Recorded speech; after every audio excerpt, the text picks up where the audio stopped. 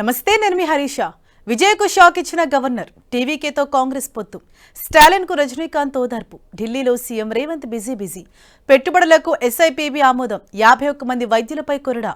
రైతుల్ని నిండా ముంచిన అకాల వర్షాలు. ఇరాన్పై ట్రంప్ ఆగ్రహం. ఇలా బ్రేక్ లేకుండా 90 వార్తలు అందించే నాన్ స్టాప్ 90కి స్వాగతం. టీవీకే చీఫ్ విజయ్కు గవర్నర్ షాక్ ఇచ్చారు. ప్రభుత్వ ఏర్పాటుకు అనుమతి నిరాకరించారు. 112 మంది సభ్యుల మద్దతు సరిపోదని తేల్చి చెప్పారు గవర్నర్. 118 మంది ఎమ్మెల్యేల మద్దతు అవసరమన్నారు. దీంతో సీఎంగా విజయ్ ప్రమాణ స్వీకారంపై సందిగ్ధత నెలకొంది. బల నిరూపణకు విజయ్ 2 వారాల గడువు కోరారు. విజయ్ ప్రతిపాదనను గవర్నర్ అంగీకరించలేదు. మరోవైపు టీవీకేకి మద్దతు ఇచ్చేందుకు వామపక్షాలు నిరాకరించే మిగతా పార్టీల మద్దతు కూడగట్టే పనిలో టీవీకే ప్రతినిధులు ఉన్నారు. అంతకుముందు టీవీకే అధినేత విజయ్ గవర్నర్ విశ్వనాథ్ ఆర్లేకర్ను కలిశారు. ప్రభుత్వ ఏర్పాటుకు గవర్నర్ను అనుమతి కోరారు. 107 మంది టీవీకే ఎమ్మెల్యేలు, 5 కాంగ్రెస్ ఎమ్మెల్యేల లిస్టును గవర్నర్కు విజయ్ అందించారు. మొత్తం 20 మంది మంత్రుల జాబితాను కూడా విజయ్ గవర్నర్కు అందించారు. తమిళనాడులో టీవీకేకు మద్దతు ఇస్తున్నట్లు కాంగ్రెస్ పార్టీ అధికారికంగా ప్రకటించింది. డీఎంకేకు గుడ్ బై చెప్పిన హస్తం పార్టీ టీవీకేకు మద్దతు ఇస్తున్నట్లు ఒక లేఖ విడుదల చేసింది. అంతేకాదు లోకల్ బాడీ ఎన్నికల్లో కూడా టీవీకేతో కలిసి నడుస్తామని లేఖలో పేర్కొంది. మతవాద శక్తులతో కలిసిపోనంత వరకు టీవీకేకు మద్దతు ఇస్తామంటూ కాంగ్రెస్ పార్టీ లేఖలో పేర్కొంది. మరోవైపు ఏఐఏడీఎంకే చీఫ్ పళనిస్వామితో టీవీకే ప్రతినిధులు భేటీ కావడం చర్చనీయాంశమైంది. పళనిస్వామిని టీవీకే నేతలు కలిశారు. ప్రభుత్వ ఏర్పాటుకు సహకరించాలని కోరినట్లు సమాచారం. దీంతో తమిళనాట పొలిటికల్ హీట్ పెరుగుతోంది. తమిళనాడులో మెజారిటీ అన్నాడీఎంకే ఎమ్మెల్యేలు విజయ్ ప్రభుత్వానికి మద్దతు ఇవ్వాలని తమ పార్టీ అధిష్టానాన్ని కోరుతుండడం ఇప్పుడు హాట్ టాపిక్ గా మారింది. ఏఐఏడీఎంకే అధ్యక్షుడు పళనిస్వామికి ఝలకిచ్చేందుకు ఎమ్మెల్యేలు రెడీ అయినట్లు తెలుస్తోంది. దాదాపు 35 మంది ఎమ్మెల్యేలు విజయ్కు మద్దతు ఇచ్చేందుకు సిద్ధపడ్డారని సమాచారం. తమిళనాడు డీఎంకే కూటమిలో విభేదాలు నెలకొన్నాయి. కాంగ్రెస్ పై డీఎంకే నేతలు ఆగ్రహం వ్యక్తం చేస్తున్నారు. టీవీకే పార్టీకి కాంగ్రెస్ మద్దతు ఇవ్వడంపై ఫైర్ అవుతున్నారు. కాంగ్రెస్ పొత్తు ధర్మం పాటించట్లేదని డీఎంకే అంటోంది. కాంగ్రెస్ 5 సీట్లు గెలవడానికి తామే కారణమని డీఎంకే చెబుతోంది. డీఎంకే అధినేత స్టాలిన్ సూపర్ స్టార్ రజనీకాంత్ ఓదార్చారు. తమిళనాడు ఎన్నికల ఫలితాల తర్వాత స్టాలిన్ రజనీకాంత్ తొలిసారి కలిశారు. తమిళనాడు అసెంబ్లీ ఎన్నికల్లో డీఎంకే ఓటమి, ఎమ్మెల్యేగా పరాజయంతో భావోద్వేగానికి గురయ్యారు స్టాలిన్. దీంతో ఆయన రజనీకాంత్ ఓదార్చారు. స్టాలిన్తో ప్రస్తుత రాజకీయ పరిస్థితులపై రజనీకాంత్ చర్చించారు. స్టాలిన్ రజనీకాంత్ కలవటంపై తమిళనాడులో ఆసక్తికర చర్చ నడుస్తోంది. పశ్చిమ బెంగాల్ ఈ నెల 9న బీజేపీ ప్రభుత్వాన్ని ఏర్పాటు చేయనుంది. ఉదయం 10 గంటలకు కోల్కతాలోని బ్రిగేడ్ గ్రౌండ్లో సీఎం ప్రమాణ స్వీకారం జరగనుంది. దీనికి బీజేపీ నేతలు అన్ని ఏర్పాట్లు చేస్తున్నారు. సీఎం రేసులో సువేందు అధికారి, దిలీప్ ఘోష్, సామిక్ భట్టాచార్య, నిశిత్ ప్రమాణిక్ ఉన్నారు. మహిళా సీఎం రేసులో అగ్నిమిత్ర పాల్, రూపా గంగూలీ ఉన్నారు. హైకమాండ్ ఎవరిని ముఖ్యమంత్రిని చేస్తుందనే దానిపై సస్పెన్స్ కంటిన్యూ అవుతోంది. అస్సాం సీఎం పదవికి బిశ్వశర్మ రాజీనామా చేశారు. లోక్ భవన్ లో గవర్నర్ లక్ష్మణ్ ప్రసాద్ ను కలిసిన ఆయన రాజీనామా లేఖను సమర్పించారు. మరోవైపు అసెంబ్లీ నెల 11న కొత్త ప్రభుత్వం కొలువుదీరనుంది. కొత్త ప్రభుత్వం ఏర్పాటయ్యే వరకు బిశ్వశర్మ ఆపధర్మ సీఎంగా కొనసాగనున్నారు. ఇటీవల వెలువడిన అస్సాం ఫలితాల్లో బీజేపీ ఘన విజయం సాధించింది. దీంతో హిమంత బిశ్వశర్మ మరోసారి ముఖ్యమంత్రిగా బాధ్యతలు చేపట్టనున్నారు.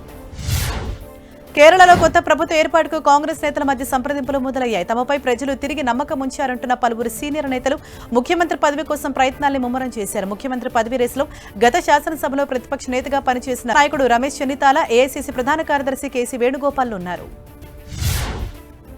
ఢిల్లీ పర్యటనలో సీఎం రేవంత్ రెడ్డి బిజీగా గడుపుతున్నారు. కేంద్ర మంత్రి మనోహర్ లాల్ ఖట్టార్తో సీఎం రేవంత్ రెడ్డి భేటీ అయ్యారు. హైదరాబాద్ మెట్రో ఫేజ్ 2 పనులు, అర్బన్ డెవలప్మెంట్ పెండింగ్ అంశాలపై కేంద్ర మంత్రి ఖట్టార్తో సీఎం రేవంత్ రెడ్డి చర్చించారు. ఆర్బీఐ ఎయిర్పోర్ట్, భారత ఫ్యూచర్ సిటీ కారిడార్ను ఫేజ్ 3 కింద అభివృద్ధి చేయాలని కేంద్ర మంత్రులను కోరారు సీఎం రేవంత్ రెడ్డి. శంషాబాద్ ఎయిర్పోర్ట్ దగ్గర ట్రాఫిక్ జాంపై సీఎం రేవంత్ రెడ్డి ఆగ్రహం వ్యక్తం చేశారు. ట్రాఫిక్ ఇబ్బందులు కలగకుండా చూడాలని డీజీపీకి సీఎం రేవంత్ ఆదేశించారు.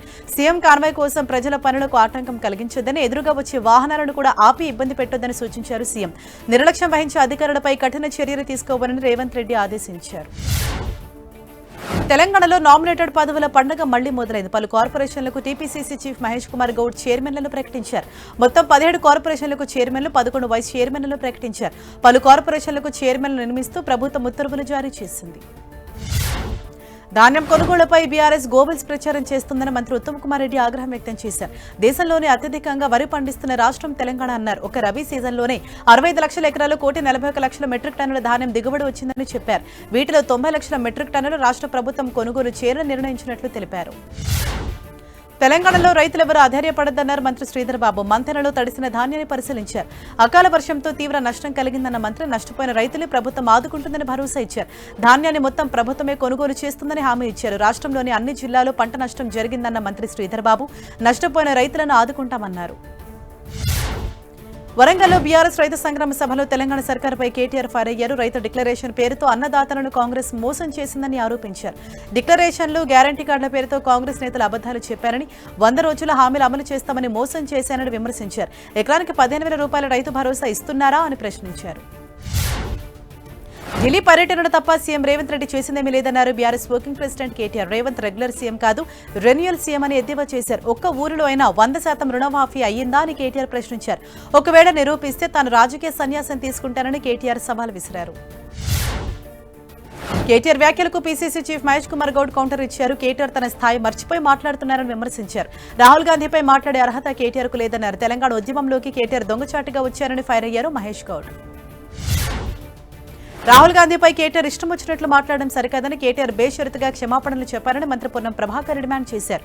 సిద్దిపేట జిల్లా హుస్నాబాద్ ఎమ్మెల్యే క్యాంప్ కార్యాలయంలో పొన్నం మీడియాతో మాట్లాడారు. అన్ని ఎన్నికల్లో ఓడిపోతూ నిరాశలో ఉన్న బీఆర్ఎస్ కుటుంబ కలహాలతో రాహుల్ గాంధీని తిట్టడం సరికాదన్నారు. కేటీఆర్ డ్రగ్స్ తీసుకుని మాట్లాడుతున్నట్లు అనుమానాలు కలుగుతున్నాయని ప్రభుత్వ విప్ ఎమ్మెల్సీ బలమూరి వెంకట్ అన్నారు. కేటీఆర్ ఇప్పటికైనా డ్రగ్ టెస్ట్ కి రావాలని డిమాండ్ చేశారు. రాహుల్ గాంధీ తన చెల్లిని ఎంపీని చేశారని, కేటీఆర్ తన చెల్లిని రోడ్డుపైకి లాగారని బలమూరి విమర్శించారు. తండ్రి దగ్గర మార్కులు కొట్టేసేందుకే కేటీఆర్ వరంగల్లో సభ పెట్టుకున్నారన్నారు. రైతులకు బేడీలు వేసిన చరిత్ర బీఆర్ఎస్ పార్టీదని బలమూరి మండిపడ్డారు. ప్రజా దర్బారులో గ్రామస్తులు ఇచ్చిన వినతి పత్రాన్ని పరిష్కరించే విధంగా కృషి చేస్తామని మంత్రి సీతక్క తెలిపారు. ములుగు జిల్లాలో గ్రామస్తులకు మంచినీటి సౌకర్యం కల్పించడానికి అటవీశాఖ నిబంధనలు అడ్డొస్తున్నాయన్నారు. కేంద్ర అటవీశాఖ మంత్రులను కలిసి సమస్యలు వివరిస్తామని చెప్పారు. రోడ్లు, అంగన్వాడీ, తాగునీటి సౌకర్యాలు కల్పించేందుకు వెసులుబాటు కల్పించాలని కోరుతామని తెలిపారు. ప్రభుత్వ రంగంతో పాటు ప్రైవేట్ రంగంలోనూ ఉపాధి అవకాశాలు పెంచేందుకు తెలంగాణ ప్రభుత్వం ప్రయత్నిస్తోందని మంత్రి శ్రీధర్బాబు అన్నారు. పెద్దపల్లి జిల్లా కేంద్రంలో మెగా జాబ్ మేళాను మంత్రి శ్రీధర్బాబు ప్రారంభించారు. ప్రభుత్వం యువతకు ఉద్యోగ అవకాశాలు కల్పించేందుకు కట్టుబడి ఉందని శ్రీధర్బాబు తెలిపారు. జాబ్ మేళాలో భారీగా నిరుద్యోగ యువకులు పాల్గొన్నారు. మంత్రి సీతక్క పరువు నష్టం దావా కేసులో కీలక పరిణామం చోటు చేసుకుంది. సోషల్ మీడియాలో పోస్టులు తొలగించాలని కోర్టు ఆదేశాలు జారీ చేసింది. మొబైల్ ఫోన్లో కొనుగోలులో అవినీతి జరిగిందన్న ఆరోపణలపై వివాదం చెలరేగింది. సోషల్ మీడియా పోస్టులు తప్పుదారి పట్టిస్తున్నాయని కోర్టు అభిప్రాయపడింది. వ్యక్తిగత ప్రతిష్టకు నష్టం కలిగించేలా పోస్టులు పెట్టారని వ్యాఖ్యానించింది. ఎక్స్, ఫేస్బుక్, ఇన్స్టా పోస్టులు తొలగించాలని ఆదేశించింది. హైడ్రా ఉన్నది కేవలం పేదల ఇళ్లను కూల్చడానికేనా అని మాజీ మంత్రి హరీష్ రావు ప్రశ్నించారు. నాదర్గూడలో బడాబాబుల చెరువు కబ్జా చేస్తుంటే హైడ్రా ఏం చేస్తుందని ఆయన ప్రశ్నించారు. నాదర్గూడ రైతులు హరీష్ రావును కలిశారు. కబ్జాదారులు వేసిన కంచెలు, ధ్వంసమైన తమ వ్యవసాయ బోర్లు, దాడుల్లో గాయపడిన ఫోటోలు, వీడియోలను హరీష్ రావుకు చూపించి తమ గోసును వెళ్లబోసుకున్నారు. కేంద్ర మంత్రి బండి సంజయ్పై బీఆర్ఎస్ నేత గంగుల కమలాకర్ ఫైర్ అయ్యారు. కరీంనగర్లో జరిగిన జ్యువెలరీ షాప్ దోపిడీ ఘటనపై తెలంగాణ ప్రభుత్వాన్ని కేటీఆర్ ప్రశ్నిస్తే కేంద్ర మంత్రి బండి సంజయ్ ఇష్టానుసారంగా మాట్లాడారని ఆగ్రహం వ్యక్తం చేశారు. సీఎం రేవంత్ రెడ్డిని విమర్శిస్తే బండి సంజయ్ ఎందుకు స్పందిస్తున్నారని గంగుల కమలాకర్ ప్రశ్నించారు. మీరు కేంద్ర మంత్రా లేక సీఎం రేవంత్ రెడ్డి మద్దతుదారుడా అంటూ గంగుల కమలాకర్ నిలదీశారు. మంత్రి కొండా సురేఖ వ్యాఖ్యలకు కౌంటర్ ఇచ్చారు బీజేపీ రాష్ట్ర అధ్యక్షుడు రామచంద్రరావు. హిందువుల మనోభావాలను దెబ్బతీసేలా కొండా సురేఖ మాట్లాడారని, వెంటనే తన పదవికి రాజీనామా చేయాలని డిమాండ్ చేశారు. సనాతన ధర్మంపై విశ్వాసం లేని వారు ఎలా దేవాదాయ శాఖ మంత్రిగా కొనసాగుతారని ప్రశ్నించారు. హిందూ సమాజానికి మంత్రి కొండా సురేఖ క్షమాపణలు చెప్పాలని BJP MLC Malka Kumaraiah demand చేశారు. జై శ్రీరామ్ అంటే డబ్బులు రాలుతాయి అన్న కొండా సురేఖ వ్యాఖ్యలపై ఆయన తీవ్ర అభ్యంతరం వ్యక్తం చేశారు. స్వార్థ రాజకీయాల కోసం హిందూ సమాజ మనోభావాలు దెబ్బతీయాలని చూస్తే ఊరుకోబోమన్నారు ఎమ్మెల్సీ మల్క కుమరయ్య. కరీంనగర్ జిల్లాలో ధాన్యం కొనుగోలుపై పొలిటికల్ సవాళ్లు, ప్రతి సవాళ్లు విసురుకున్నారు కాంగ్రెస్, బీఆర్ఎస్ నేతలు. ధాన్యం కొనుగోలులో అదనంగా తూకం వేస్తూ దోచుకుంటున్నారని బీఆర్ఎస్ చేస్తున్న ఆరోపణలపై ఎమ్మెల్యే మేడిపల్లి సత్యం స్పందించారు. బీఆర్ఎస్ హయాంలో ధాన్యం కొనుగోలులో దోచుకోలేదని, కొండగట్టు ఆంజనేయ స్వామి మీద ప్రమాణం చేస్తే ఎమ్మెల్యే పదవికి రాజీనామా చేస్తానని సవాల్ విసిరారు. ఈ సవాల్ స్వీకరించిన మాజీ ఎమ్మెల్యే రవిశంకర్ కాంగ్రెస్ హయాంలో అధిక తూకం వేస్తూ దోచుకుంటున్నారని నిరూపించకపోతే దేనికైనా సిద్ధమంటూ ప్రతి సవాల్ విసిరారు. ప్రైవేట్ పాఠశాలల యాజమాన్యం ఇష్టానుసారంగా ఫీజులు పెంచుతున్న రాష్ట్ర ప్రభుత్వం నిమ్మకు నీరెత్తినట్లు వ్యవహరిస్తోందని తెలంగాణ రక్షణ సేన అధ్యక్షురాలు కవిత ఆరోపించారు. హైదరాబాద్ సోమజిగూడ ప్రెస్ క్లబ్ లో నాణ్యమైన విద్యా ఫీజుల నియంత్రణ అంశంపై ఆమె రౌండ్ టేబుల్ సమావేశం నిర్వహించారు. కొన్ని స్కూల్స్ 50 నుంచి 120% ఫీజులు పెంచాయని, అయినా ప్రభుత్వం ఏమాత్రం చర్యలు తీసుకోవడం లేదని కవిత ఆగ్రహం వ్యక్తం చేశారు. ప్రధాని మోదీ తెలంగాణ షెడ్యూల్ ఖరారైంది. ఈ నెల 10న తెలంగాణకు ప్రధాని మోదీ రానున్నారు.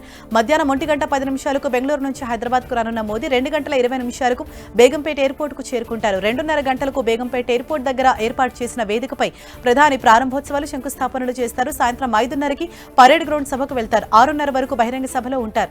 6:45 బేగంపేట ఎయిర్పోర్ట్ నుంచి జామ్నగర్ వెళ్లనున్నారు ప్రధాని మోదీ.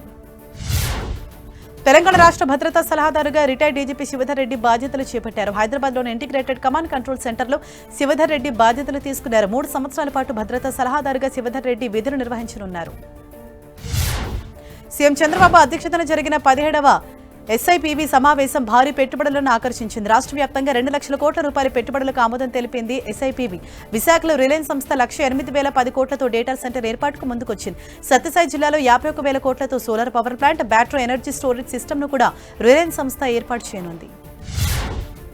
ఏపీలో జిల్లా కలెక్టర్ల సదస్సుకు ప్రభుత్వం మరోసారి శ్రీకారం చుట్టింది. గురు శుక్రవారాలు సచివాలయం కేంద్రంగా ఈ సదస్సు నిర్వహించనుంది. జిల్లాల అభివృద్ధి, పాలనా వ్యవహారాల మెరుగైన నిర్వహణ వంటి అంశాలపై కీలక చర్చ జరగనుంది. పాలనా అభివృద్ధిలో ఉత్తమ పనితీరు చూపిన జిల్లాలకు రెవెన్యూ శాఖ ర్యాంకులు ప్రకటించనుంది. మార్కాపురం జిల్లా డోర్నాలలో మంత్రి నిమ్మల రామానాయుడు పర్యటించారు. వెలుగొండ టన్నెల్లో జరుగుతున్న పనుల్ని మంత్రి పరిశీలించారు. కూటమి ప్రభుత్వానికి ప్రాజెక్టుకు అత్యంత ప్రాధాన్యత ఇస్తోందన్నారు. ఉమ్మడి ప్రకాశం జిల్లాకు వెలుగొండ పూర్తి చేసి ఇవ్వాలన్న దృఢ సంకల్పంతో సీఎం చంద్రబాబు ఉన్నారని తెలిపారు. ఏపీని పర్యాటకంగా డెవలప్ చేసేందుకు CM Chandrababu, deputy CM Pawan Kalyan ఎంతో కృషి చేస్తున్నారని మంత్రి సవిత అన్నారు. సత్యసాయి జిల్లా పెనుగొండలో 450 కోట్ల రూపాయలతో ఇస్కాన్ టెంపుల్ నిర్మాణానికి పనులు ప్రారంభించామన్నారు. పెనుగొండకు టూరిస్టుల తాకిడి అధికంగా ఉండటంతో టోల్గేట్ను మంత్రి ప్రారంభించారు. అనధికారిక విధుల గైర్హాజరుపై ఏపీ ప్రభుత్వం కొరడా జడిపించింది. 51 మంది బోధనాసుపత్రుల వైద్యులకు ఉద్వాసన పలికింది. వీరిలో 8 మంది అసోసియేట్ ప్రొఫెసర్లు, 41 మంది అసిస్టెంట్ ప్రొఫెసర్లు, 2 ట్యూటర్లు ఉన్నారు. మరో 33 మంది వైద్యులకు ఛార్జ్ మెమోలు జారీ చేసింది ఏపీ వైద్యారోగ్య శాఖ. బాధ్యత రాహిత్యాన్ని ఉపేక్షించే ప్రసక్తి లేదన్నారు మంత్రి సత్యకుమార్ యాదవ్. భోగాపురం ఎయిర్పోర్ట్ అవుట్లెట్ కాలువ నిర్మాణానికి నెల్లిమర్ల ఎమ్మెల్యే లోక మాధవి శంకుస్థాపన చేశారు. 27 కోట్ల రూపాయల అంచనా వ్యయంతో నిర్మించనున్న కాలువలకు భోగాపురం మండలం దల్లిపేట వద్ద భూమి పూజ చేశారు. ఈ కాలువల వల్ల విమానాశ్రయం నుండి వచ్చే వరద నీరు గ్రామాల్లోకి రాకుండా కాలువల ద్వారా చుట్టుపక్కల ఉన్న చెరువుల్లోకి వెళ్తుందని ఎమ్మెల్యే తెలిపారు. నెల్లూరు జిల్లా కొడవలూరు మండలం చంద్రశేఖరపురం ఇఫ్కో కిసాన్ సెజ్లో నిర్వహించే మహానాడుకు మంత్రులు నారాయణ, ఆనం, ఎంపీ వేమిరెడ్డి దంపతులు, ఎమ్మెల్యేలు కలిసి భూమి పూజ చేశారు. ఈ నెల మే 27, 28, 29 3 రోజుల పాటు మహానాడు నిర్వహించనున్నట్లు మంత్రి తెలిపారు. పార్టీ ఆవిర్భావం తర్వాత తొలిసారిగా నెల్లూరులో నిర్వహించే మహానాడును సక్సెస్ చేయాలని కార్యకర్తలకు పిలుపునిచ్చారు. టీటీడీ పాలక మండలి కీలక నిర్ణయాలు తీసుకుంది. సర్వదర్శనం క్యూలైన్లను 4,55 లక్షల రూపాయలతో అదనపు టాయిలెట్లు నిర్మించేందుకు ఆమోదం తెలిపింది. తిరుమలలోని రోడ్లు, సర్కిళ్లకు కమిటీ సూచించిన ఆధ్యాత్మిక, పురాణ ప్రాశస్త్యం కలిగిన 51 పేర్లను పెట్టారని టీటీడీ బోర్డు నిర్ణయించింది. టీటీడీ విద్యా సంస్థలతో అత్యాధునిక మౌలిక వస్తువుల ఏర్పాటుకు అదనంగా 43,40 లక్షల నిధుల మంజూరుకు గ్రీన్ సిగ్నల్ ఇచ్చింది. తెలంగాణ మంత్రి కొండా సురేఖ వ్యాఖ్యలు టీటీడీ బోర్డు మెంబర్, బీజేపీ నేత భానుప్రకాష్ రెడ్డి ఖండించారు. జై శ్రీరామ్ అంటే డబ్బులు వస్తాయి అంటూ తెలంగాణ దేవాదాయ శాఖ మంత్రి కొండా సురేఖ వ్యాఖ్యానించడం సరికాదన్నారు. వెంటనే హిందువులకు ఆమె క్షమాపణ చెప్పాలని డిమాండ్ చేశారు. కొండా సురేఖ శ్రీరామును గురించి అవహేళనగా మాట్లాడారని ఆయన మండిపడ్డారు. సింగర్ మంగ్లీ కేసుపై సిట్ విచారణ జరిపించాలని అడ్వకేట్ సుబ్బారావు డిమాండ్ చేశారు. ఈ విషయంపై త్వరలో సీఎంను కలుస్తానన్నారు. తనపై ఎటువంటి ఎఫ్ఐఆర్లు లేవని సింగర్ మంగ్లీ చెప్పడం అవాస్తవమని అడ్వకేట్ సుబ్బారావు అన్నారు. ఈ కేసులో సింగర్ మంగ్లీ అతని సోదరునికి ప్రత్యక్షంగా ప్రమేయం ఉందని ఆరోపించారు. మల్కాజ్గిరి సిపి సుమతి దిల్సుఖ్ నగర్లో అర్ధరాత్రి స్పెషల్ ఆపరేషన్ నిర్వహించారు. సాధారణ మహిళగా బస్టాండ్లో ఒంటరిగా నిలుచున్నారు. అక్కడ సాధారణ మహిళలు ఎలాంటి ఇబ్బందులు ఎదుర్కొంటున్నారో ప్రత్యక్షంగా చూశారు. ఐపీఎస్ అని తెలియక కొంతమంది ఆకతాయిలు ఆమెను చుట్టుముట్టారు. ఆమెతో అసభ్యకరంగా ప్రవర్తించారు. దాదాపు 40 మంది ఆకతాయిలు విడతల వారీగా ఆమెను వేధింపులకు గురిచేశారు. ఆకతాయిలను పోలీసులు అదుపులోకి తీసుకున్నారు. హైదరాబాద్ లో రిచ్ క్రిట్స్ ట్రాప్ అండ్ రేప్ కేసులో సంచలన విషయాలు వెలుగులోకి వచ్చాయి. పోలీస్ విచారణలో 25 మంది ధనిక మైనర్ బాలికలను ట్రాప్ చేసినట్లు అర్జున్ రాజు ఒప్పుకున్నారు. పోలీసులకు దొరకకుండా అర్జున్ తన స్నేహితుల ఫోన్ల నుంచి అమ్మాయిలను ట్రాప్ చేశాడు. వారిని బ్లాక్మెయిల్ చేసి డబ్బులు వసూలు చేశాడు. అర్జున్ అంటే 40 లక్షలకు పైగా డబ్బులు వసూలు చేసినట్లు పోలీసుల దర్యాప్తులో తేలింది. మరోవైపు మైనర్ బాలికల ట్రాప్ కేసులో నిందితులను మరోసారి కస్టడీకి కోరారు జూబ్లీహిల్స్ పోలీసులు. ఇప్పటికే 4 రోజులు కస్టడీకి తీసుకుని అర్జున్, ప్రవీణ్ పోలీసులు విచారించారు. విచారణలో సంచలన విషయాలు బయటపడటంతో మరోసారి వారిని వారం రోజుల కస్టడీకి ఇవ్వాలని నాంపల్లి కోర్టులో పిటిషన్ దాఖలు చేశారు. కరీంనగర్ పీఎంజే గోల్డ్ షాప్ దోపిడీ కేసులో దర్యాప్తు ముమ్మరంగా సాగుతోంది. ఈ కేసులో నిందితుడిగా ఉన్న షాబుద్దీన్ పోలీసులు గుర్తించారు. నిందితుడు మహారాష్ట్రలో ఉన్నట్టు సమాచారం. దీంతో తెలంగాణ పోలీసులు మహారాష్ట్రకు వెళ్లేందుకు సిద్ధమయ్యారు. నిందితుడు షాబుద్దీన్ గతంలో పూణే జైలు శిక్ష అనుభవించినట్లు పోలీసులు గుర్తించారు. దోపిడీకి ముందు దొంగలు పెద్దపల్లిలో మకాం వేసినట్లు పోలీసుల దర్యాప్తులో వెల్లడైంది. నిజామాబాద్ జిల్లా బోధన్ పోలీస్ స్టేషన్లో ఏసీబీ దాడులు కలెక్టర్ రేపే. పోలీస్ స్టేషన్లో పనిచేస్తున్న ఎస్ఐ భాస్కరాచారి లంచం తీసుకుంటూ ఏసీబీ అధికారులకు రెడ్ హ్యాండెడ్ గా చిక్కాడు. మార్చి నెలలో రాకాస్పేట్ ప్రాంతంలో నమోదైన ఒక కేసులో మరికొందరు పేర్లు నమోదు చేయకుండా ఉండేందుకు ఎస్ఐ భాస్కరాచారి 10,000 రూపాయల లంచం డిమాండ్ చేశాడు. 7,000 నగదు తీసుకుంటుండగా ఏసీబీ అధికారులు అతన్ని రెడ్ హ్యాండెడ్ గా పట్టుకున్నారు. వికారాబాద్ జిల్లా బషీరాబాద్ మండలం నీలపల్లి తండాలు ఉద్రిక్త పరిస్థితులు నెలకొన్నాయి. పాత కక్షలతో రెండు వర్గాలు దాడులు చేసుకున్నాయి. తండాకు చెందిన బాబు నాయక్ మరో వ్యక్తి మధ్య కొంతకాలంగా విభేదాలు కొనసాగుతున్నాయి. ఒక కార్యక్రమంలో ఇరు వర్గాల మధ్య మనస్పర్ధలు బయటపడటంతో కుటుంబ సభ్యులు కర్రలతో ఒకరిపై ఒకరు దాడులు చేసుకున్నారు. ఐసీఎస్ కు సంబంధించిన బయో టెర్రర్ కుట్ర కేసులో హైదరాబాద్ కు చెందిన ముగ్గురు నిందితులపై ఎన్ఐఏ ఛార్జ్షీట్ దాఖలు చేశారు పోలీసులు. సయ్యద్ అహ్మద్ మొహియుద్దీన్ సహా ముగ్గురు వ్యక్తులు కేసులో నిందితులుగా ఉన్నట్లు తెలిపారు. రద్దీ ప్రదేశాలు రిసిన్ వంటి అత్యంత విషపూరిత పదార్థంతో భారీగా ప్రాణనష్టం జరిగేలా వీరంతా కుట్ర పన్నున్నట్లు విచారణలో తేలిందన్నారు. తెలంగాణలో అకాల వర్షాలు తీరని నష్టాన్ని మిగిల్చే రాత్రి కురిసిన భారీ వర్షానికి ధాన్యం పూర్తిగా తడిసిపోయింది. మార్కెట్ యార్డులో ఆరబోసిన వరి ధాన్యం తడిసి ముద్దైంది. చేతికొచ్చిన పంట అమ్ముకునే సమయంలో అకాల వర్షం ముంచేసిందని రైతులు వాపోయారు. మెదక్, సిద్దిపేట, కరీంనగర్, సంగారెడ్డి, నిజామాబాద్, ఆదిలాబాద్, వరంగల్ జిల్లాలో వర్షం బీభత్సం సృష్టించింది. ఈదురుగాలులతో కూడిన వర్షం కురవడంతో కొన్ని చోట్ల చెట్లు విరిగిపోయాయి. విద్యుత్ స్తంభాలు నేలకూలాయి. మంచిర్యాల జిల్లా చెన్నూరు మండలంలో అకాల వర్షం బీభత్సం సృష్టించింది. వర్షానికి కొనుగోలు కేంద్రాల్లో ధాన్యం పూర్తిగా తడిసిపోయింది. తడిసిన ధాన్యాన్ని ఆరబెట్టడానికి మరో 10 రోజుల సమయం పడుతుందని రైతులు వాపోయారు. ఆరుగాలం పండించిన పంటను అమ్ముకునే వరకు కష్టాలు తప్పడం లేదని రైతులు వాపోయారు. జగిత్యాల బీట్ బజార్లో మక్కలు కొనుగోలు చేయాలంటూ అన్నదాతలు రోడ్డెక్కారు. బీట్ చౌరస్తాలో ధర్నా చేయడంతో నిజామాబాద్ జగిత్యాల మార్గంలో రాకపోకలు స్తంభించాయి. 20 రోజులుగా మక్కలు పోసి ఎదురు చూస్తున్నా కొనుగోలు చేయడం లేదని రైతులు తీవ్ర ఆవేదన వ్యక్తం చేశారు. శ్రీకాకుళం జిల్లా పలాసలో వారం రోజులుగా వింత వాతావరణం చోటు చేసుకుంటుంది. ఉదయం భానుడు భగభగలతో మండిపోతున్న పట్టణం సాయంత్రానికి వరుణుడు పలకరింపులతో చల్లబడుతోంది.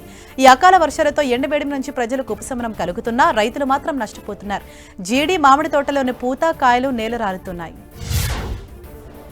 బంగారం, వెండి ధరలు మరింత పెరిగాయి. తులం గోల్డ్ రేట్ 3,000 రూపాయలు పెరిగింది. దీంతో హైదరాబాద్ లో ప్యూర్ గోల్డ్ 10 గ్రాముల ధర 1,55,550 రూపాయలు పలుకుతోంది. ఇక కిలో వెండిపై 7,100 రూపాయలు పెరగడంతో 2,55,000 రూపాయలకు చేరింది.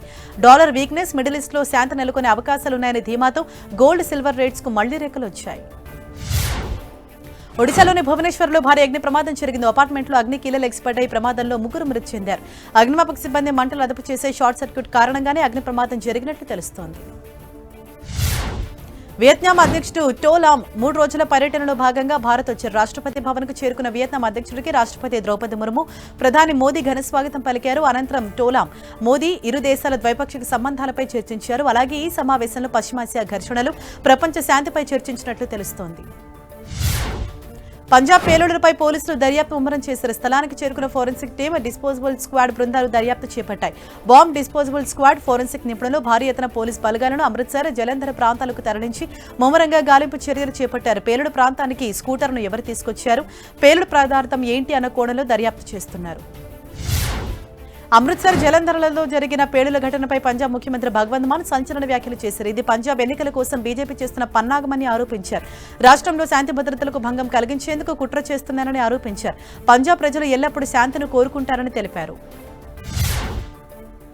ఉత్తరాఖండ్లోని డెహ్రాడూన్లో హైటెన్షన్ వాతావరణం నెలకొంది. రోడ్డు ప్రమాదంలో మహిళ మృతి చెందడంతో ఆమె బంధువులు ఆందోళనకు దిగారు.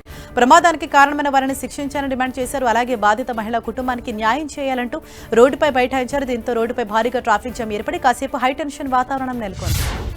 తృణమూల్ కాంగ్రెస్ పార్టీపై 100 కోట్ల రూపాయల దావా వేస్తా అని మెస్సీ టూర్ ప్రమోటర్ శతద్రు దత్తరా అన్నారు. గతేడాది మెస్సీ భారత పర్యటన సందర్భంగా కోల్కతా స్టేడియంలో అనుచిత ఘటనలు చోటు చేసుకున్నాయి. ఈ కేసుకు సంబంధించి శతద్రు జైలుకు కూడా వెళ్లారు. తాజాగా జరిగిన అసెంబ్లీ ఎన్నికల్లో టీఎంసీ ఓడిపోయిన నేపథ్యంలో ఆయన సోషల్ మీడియా వేదికగా వరుస పోస్టులు పెట్టారు. టీఎంసీ తన ప్రతిష్టకు భంగం కలిగించిందని శతద్రు ఆరోపించారు. దక్షిణ కొరియాకు చెందిన ప్రముఖ ఎలక్ట్రానిక్స్ ఉత్పత్తుల సంస్థ శాంసంగ్ మార్కెట్ విలువ పరంగా $1 ట్రిలియన్ మార్కును దాటేసింది. దీంతో ఆసియాలో ఈ ఘనత సాధించిన 2వ అతిపెద్ద కంపెనీగా అవతరించింది. ఆ కంపెనీ షేర్లు ఏకంగా 15% పెరగడంతో ఈ మార్కును అందుకుంది. ఏఐ సంబంధిత చిప్స్ కు డిమాండ్ పెరగడంతో శాంసంగ్ షేర్లు ఈ ఏడాది కాలంలో 4 రెట్లు పెరిగాయి. తూర్పు మధ్య పసిఫిక్ మహాసముద్రం ఉపరితల ఉష్ణోగ్రతలు ఊహించిన మార్పు వచ్చిందని, ఇది ఎల్నినో ప్రభావమని వాతావరణ శాఖ ఇన్కోయిస్ ప్రకటించింది. ఈ నెల నుంచి వచ్చే ఏడాది జనవరి వరకు ఇదే పరిస్థితి కొనసాగే అవకాశం ఉందని ఇన్కోయిస్ బులెటిన్ విడుదల చేసింది. ఎల్నినో ప్రభావంతో పర్యావరణ సమతౌల్యాన్ని దెబ్బతినే అవకాశం ఉందని అభిప్రాయపడింది. ఎల్నినో ప్రభావంతో వర్షాభావం, కరువు పరిస్థితులు వస్తాయని, ఇది భారత వ్యవసాయ రంగంపై తీవ్ర ప్రభావం పడే ఛాన్స్ ఉందని ఎల్నినో అంచనా వేసింది. టెస్లా స్పేస్ ఎక్స్ వ్యవస్థాపకుడు ఎలాన్ మస్క్ పై సంచలన ఆరోపణలు చేశారు ఓపెన్ ఏఐ సహ వ్యవస్థాపకుడు బ్రాక్మన్. ఎలాన్ మస్క్ తనను బెదిరించారని బ్రాక్మన్ ఆరోపించారు. 2017లో జరిగిన ఓ వాగ్వాదంలో మస్క్ తనను బెదిరించారని కాలిఫోర్నియాలో జరిగిన ఓ సమావేశంలో అన్నారు. రొమేనియాలోని యూరోపియన్ యూనియన్ అనుకూల కూటమి ప్రభుత్వం కుప్పకూలింది. పార్లమెంట్లో ప్రవేశపెట్టిన అవిశ్వాస తీర్మానం నెగ్గటంతో ప్రధానమంత్రి ఇలీ బోలోజన్ సారథ్యంలోని ప్రభుత్వం రాజీనామా చేసింది. అవిశ్వాస తీర్మానానికి అనుకూలంగా 281 మంది, వ్యతిరేకంగా కేవలం 4 ఓటేశారు. ఏడాది క్రితమే ఈ ప్రభుత్వం ఏర్పాటైంది. అమెరికా కాన్సులేట్ కీలక నిర్ణయం తీసుకుంది. పాకిస్తాన్లోని పెషావర్ నగరంలోని తమ కాన్సులేట్ను దశల వారీగా మూసివేస్తున్నట్లు అమెరికా ప్రకటించింది.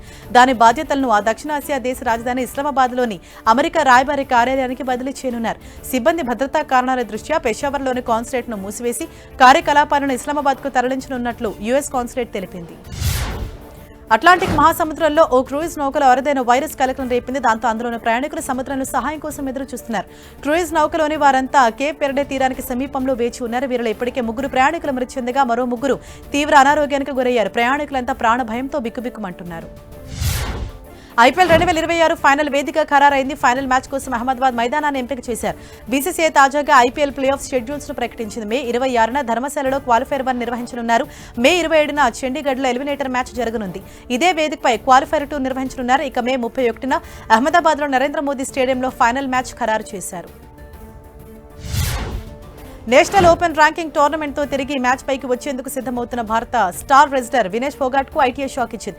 గతేడాది చివరిలో అవుట్ ఆఫ్ కాంపిటీషన్ డోపింగ్ పరీక్షకు అందుబాటులో ఉండనందుకు గాను ఆమెకు నోటీసులు జారీ చేసింది. గత 12 నెలల కాలంలో ఫోగాట్ తొలిసారి తన లొకేషన్ వివరాలు తెలపడంలో విఫలమైంది. తన పిల్లలకు బ్యాడ్మింటన్ ఆడొద్దని చెప్తానని భారత స్టార్ షట్లర్ సాత్విక్ సాయిరాజ్ అన్నాడు. థామస్ కప్ లో కాంస్యం గెలిచిన అనంతరం ఇతర క్రీడాకారులతో కలిసి సాత్విక్ ఇండియాకు పయనమయ్యాడు. జర్మనీ నుంచి హైదరాబాద్ కు వారు బయలుదేరిన విమానంలో చాలా మంది భారతీయులతో పాటు తెలుగువారు ఉన్నప్పటికీ వారిని ఎవరూ గుర్తించలేకపోయారు.